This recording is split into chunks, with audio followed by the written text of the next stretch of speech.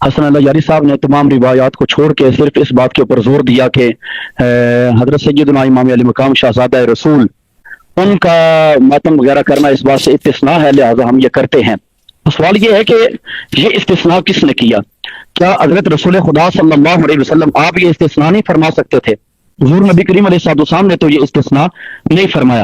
اسی طرح حضور مولا کائنات علی المرتضیٰ شیر خدا رضی اللہ تعالیٰ عنہ آپ نے بھی یہ استثناء نہیں فرمایا کہ حضرت حسین کے اوپر ماتم وغیرہ کر لینا، یہ میں آپ کو اجازت دیتا ہوں۔ حضرت علی کے مقابلے میں حضرت امام جعفر صادق کی سند کو لانا اور وہ بھی بغیر سند کے اس کو پیش کرنا، یہ کہا کہ اصولیات میں سے ہے، اس کی کوئی سند نہ تھی۔ اور حضور نبی کریم علیہ السلام جن کو کلی اختیارات ہیں، تاجدار شریعت ہیں، جس کے لیے چاہیں حکم نافذ کر دیں، جس کے لیے چاہیں حکم میں تبدیلی لے آئیں، آپ کے مقابلے میں حضرت امام جعفر صادق کا قول مبارک وہ کیوں پیش کر دیا گیا؟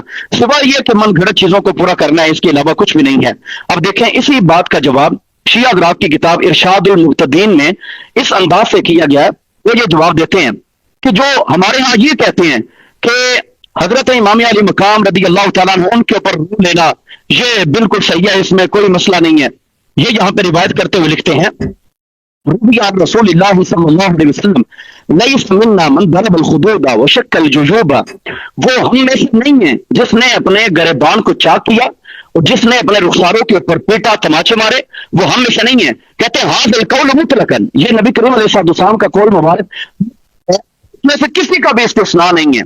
اور پھر وہ عن صادق فی قول تعالی، حضرت امام صادق سے روایت ہے اللہ تعالیٰ کے اس فرمان میں، اللہ یشککنا جیبن، اپنے گریبان چاک نہ کرو، ولا یلتمنا وجہن، اور اپنے چہروں کے اوپر تماچے نہ مارو، ولا یدعون ویلن، ویلے نہ کرو۔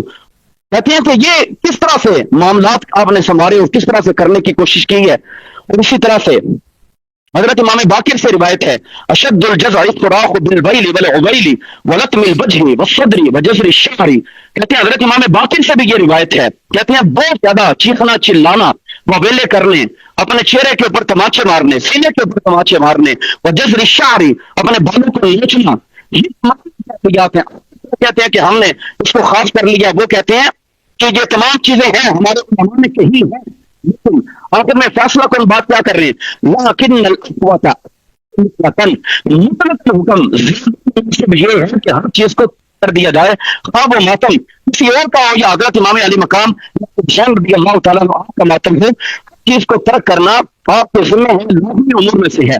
ایک یہ حوالہ دیا گیا بارہا حضرت جناب سیدنا یعقوب علیہ السلام ان کی گریا وغیرہ کو، ان کے رونے کو لے کے آئے، تو ان کے گریا کا، ان کے رونے کا آج کل کے ماتم کے ساتھ کیا تعلق ہے؟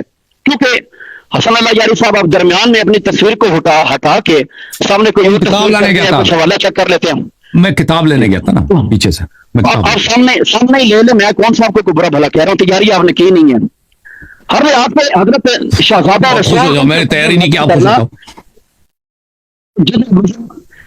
چیزیں ہر لحاظ سے حضرت شہزادہ رسول کے لیے بھی ثابت نہیں ہے، یہ شیعہ حضرات کی اپنی کتاب سے ثابت کیا جا رہا ہے۔ اور پھر اب جبکہ چونکہ بات آئی حضرت شہزادہ رسول کی، تو کیوں نہ ان ہی کی باتیں ہو جائیں کہ وہ خود کیا فرما رہے ہیں اپنے فرامین عالی شان کی روشنی میں، کہ آپ لوگوں نے کیا کرنا ہے، کس انداز سے زندگی گزارنی ہے، کیا کرنا ہے۔ سب سے پہلے اعلام الفرد باعلام الہدی، شیعہ حضرات کی معتبر کتاب، اس کتاب کے اندر کیا لکھا؟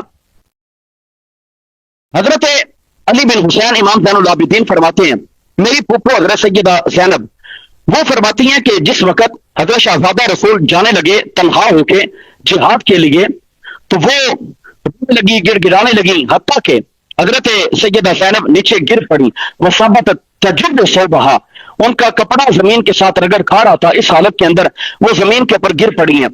لیکن آپ یہ کہتی ہیں یا خلیفۃ المادین وسنال الباقین، اے گزرے ہوئے کے خلیفہ، یعنی حضرت امام علی مقام، اب آپ ہی تو موجود ہیں، آپ پہلوں کے خلیفہ ہیں، سنال الباقین، جو باقی ہیں ان کی آپ آماج گاہ ہیں، پناہ گاہ ہیں، جائے پناہ ہیں۔ فنظر الیہا، حضرت شہزادہ رسول نے اپنی ہمشیرہ محترم کی طرف دیکھا، وقال یا اختاہ، اور فرمایا اے میری بہن، لا یذهبن حلمک الشیطان، تیرے حلم کو، تیری بردباری کو شیطان نہ لے جائے۔ فتظفر عینہ بالدموع، آنکھوں سے آنسو بہ رہے تھے۔ وقال، جس وقت یہ تمام باتیں کہی تو حضرت شہزادہ رسول کیا فرمانے لگے؟ آپ نے فرمایا یا اے ہمشیرہ محترم، इन्नी अक़समतु अलैकी, मैं आपको कसम देता हूँ, तो अपनी कसम, मेरी कसम को पूरा कीजिएगा। ला तशुक्की अलैया जैबन, मुझ पर अपने गरेबान को चाक नहीं करना। वला तकमशी अलैया वजहन, और अपने चेहरे के ऊपर तमाचे आपने नहीं मारने। वला तदई अलैया बिलवैल वस्सुबूर, हाय वाय ववेला करके बुलंद आवाज से चीखना चिल्लाना नहीं है। इज़न अना हलकतु, जब मेरी शहादत हो जाए तो आपने इस तरह से कोई भी मामला नहीं करना। खुसूसियत के साथ पहले कसम दी, कसम देने के बाद 3 बातें इरशाद फरमाई। ला तशुक्की अलैया जैबन, गर्बान चाक नहीं करना। ला तखमशी अलैया वजहन, अपने चेहरे को छीलना नहीं है। वला तदई अलैया बिलवैल वस्सुबूर, फरमाया वेला वगैरह नहीं करना, के काम नहीं करने। ये एलामुल बरा के अंदर आपका तज़किरा मौजूद है। इसी तरह शिया हज़रात की किताब इनारतुल बसायर के अंदर भी यही तज़किरा मौजूद है। जब हजरत शहज़ादा रसूल आप जाने लगे तो हजरत सैयदा ज़ैनब ये अल्फाज बोल रही थी, या खलीफतुल मादीन, ये अल्फाज पहले गुजर चुके, ये अल्फाज बोल रही हैं। आपने वहां पर भी यही तज़किरा इरशाद फरमाया, ए मेरी बहन अम्मे मोहतरम, ए मेरी हमशीरा मोहतरमा, आपने इस तरह से नहीं करना। लिकुल्लि मुस्लिमिन बिरसूलिल्लाह उस्वतुन, हर मुसलमान के लिए रसूलुल्लाह सल्लल्लाहु अलैहि वसल्लम का उस्वा मौजूद है। हर मुसलमान के लिए तुम्हें खुदा की तारीफें मौजूद हैं। कसम को पूरा करना। ला तशुक्की अलैया जैबन, अपना गरेबान नहीं करना। तमशी अलैया वजहन, आपने चेहरे को छीलना नहीं है। वला तदई अलैया बिलवैल वस्सुबूर, हाय वाय ववेला वगैरह नहीं करना।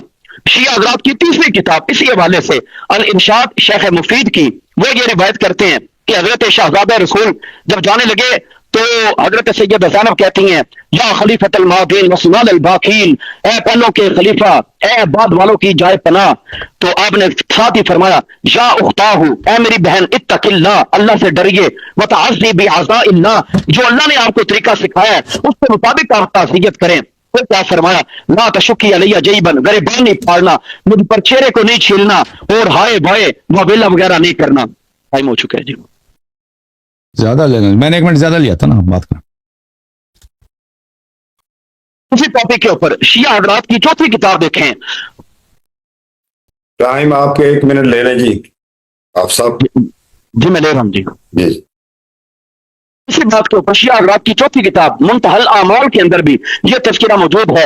हजरत शहज़ादा रसूल जिस वक्त जाने लगे, रुखसत होने लगे, घर वालों को अलविदा कह रहे हैं, हजरत सैयदा सकीना वो अर्ज करती हैं, ए अब्बा जी अगर आप चले गए तो उसके बाद हमारे मामलात कैसे होंगे, कैसे सुलझाएंगे, हमें आप किन के पास छोड़ के चले जा रहे हैं। तो आपने फरमाया, वालमी अन्नल अर्दा यमूतूना अहलुस समाई ला यबकूना, याद रखो मेरी बेटी ऐ शहजादी, जमीन वाले सारे मर जाएंगे, आसमान वाले बाकी ना रहेंगे।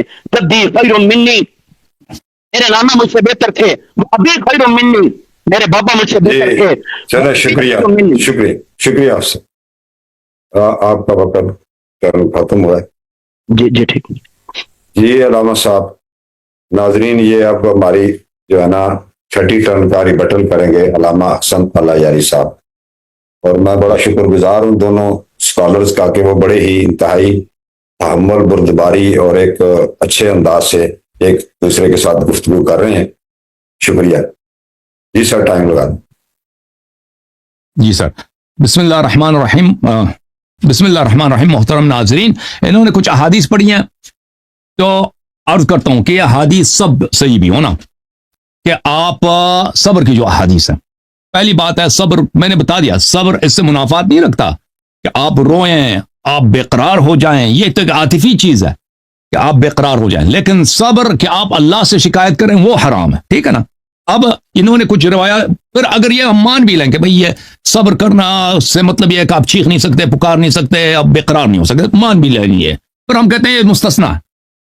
मुस्तस्ना इसलिए है कि इमाम अलैहिस्सलाम का कौल है, ठीक है ना, कि आप इमाम हुसैन अलैहिस्सलाम के गम में और अहले बैत अलैहिस्सलाम के गम में बेकरार होना ये मकरूह नहीं है, ये इसकी कोई कराहत नहीं है। वो मैंने हदीस दिखा दी। ये कहते हैं रसूल सल्लल्लाहु अलैहि वसल्लम के मुकाबले में इमाम जाफर सादिक अलैहिस्सलाम का कौल कैसे चल सकता है भाई।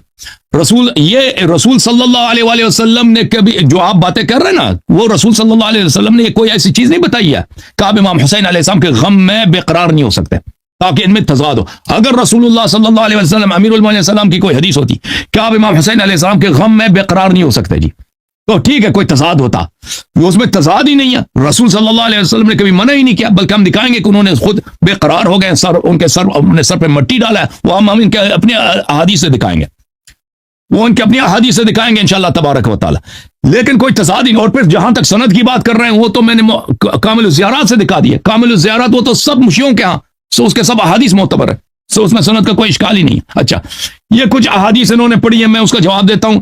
یہ کتاب الفروع من الکافی جلد نمبر 5 ہے، انہوں نے یہ حدیث پڑھی ہے کہ حضرت امام محمد باقر علیہ السلام نے فرمایا فاطمہ الزہرا سلام اللہ علیہا سے کہ لفاطمہ اذا انا مت فلا تخمشی علی وجہا، کہ جب میری وفات ہو تو میرے موت پہ اپنے چہرے کو خراش نہ کرنا۔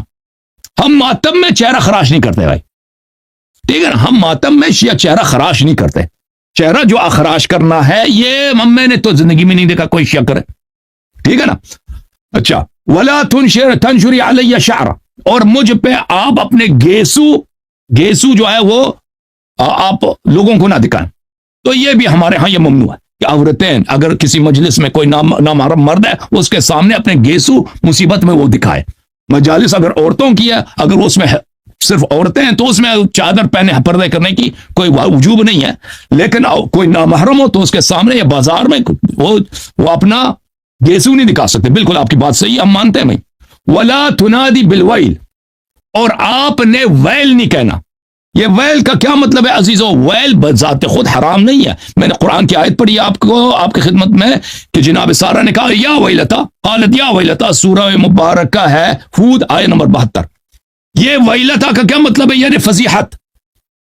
مطلق ویل کہنا حرام نہیں ہے، وہ ویل کہ جس میں اللہ سے شکایت ہو کہ اللہ نے مجھے ذلیل کیا ہے، یہ نہیں کہہ سکتے بھائی، نہ امام حسین علیہ السلام کی مصیبت میں نہ کسی اور کی مصیبت میں، اللہ سے شکایت نہیں کر سکتے۔ آپ کہہ سکتے ہیں لوگوں نے مجھ پہ ظلم کیا، لوگوں نے مجھے ذلیل کیا، امام حسین علیہ السلام کی قتل جو ہے یا ویلتا، وہ ویلا کہہ سکتے ہیں، لیکن اللہ سے شکایت کے طور پہ نہیں، ان کے قاتلین سے کے شکایت کے طور پر۔